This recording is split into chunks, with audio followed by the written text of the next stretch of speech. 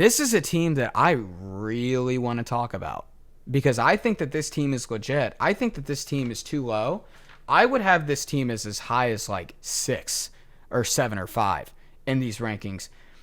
And that's Clemson. Clemson got a lot of crap after losing to Georgia. And if you listened to my post-week 1 episode, you'll know that I was more impressed with Georgia than I was concerned with Clemson. And remember, I'm going to take y'all back to 2 years ago when Georgia crushed Oregon 49-3, and all Oregon fans under the sun were saying, oh my gosh, we need to bench Bo Nix. This is not working out. We need to start Ty Thompson.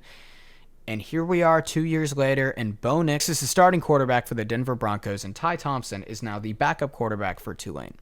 We don't overreact week 1. We don't draw conclusions. We simply wait and see. That's what we do. And the point is to say is when I was talking about Clemson, I said I was not going to draw a conclusion because this is what Georgia does. They dismantle opponents. They destroy them. They don't give them a pulse. They don't give them a chance to even think that they're going to win this game.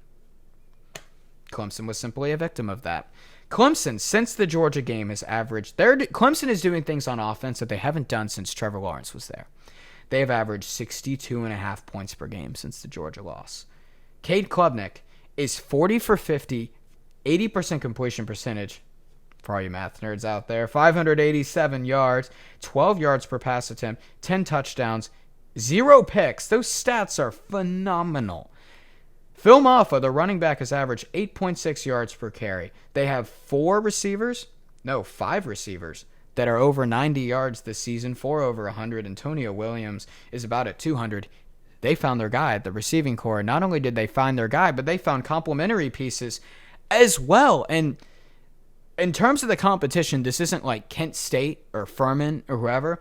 App State and NC State is who they did this to. And App State is a well-respected group of 5 program. Like, their identity for years was in their defense and the ability to run the ball and play through their defense. They're not as much that anymore, but that's what they've been. NC State, a well-respected ACC program, a well-respected one that years ago won 10 games, and they've been a constant 8 or 9 win team. Like, Clemson dismantled them on offense. They were amazing on that side of the ball. And this is a Clemson team. When you evaluate a team, they're 5th in talent composite. They're 5th.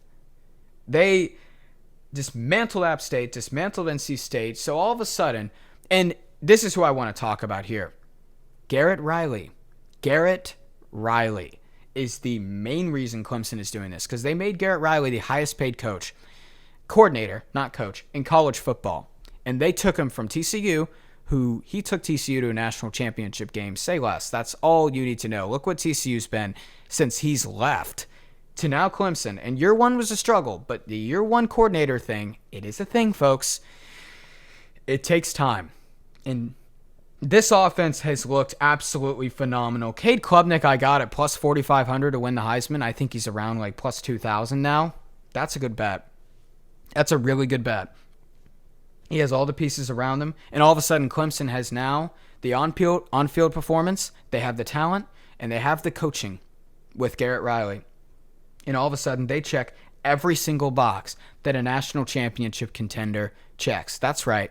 I'm going to go out and say it. Clemson is a national championship contender. I believe it. I see it.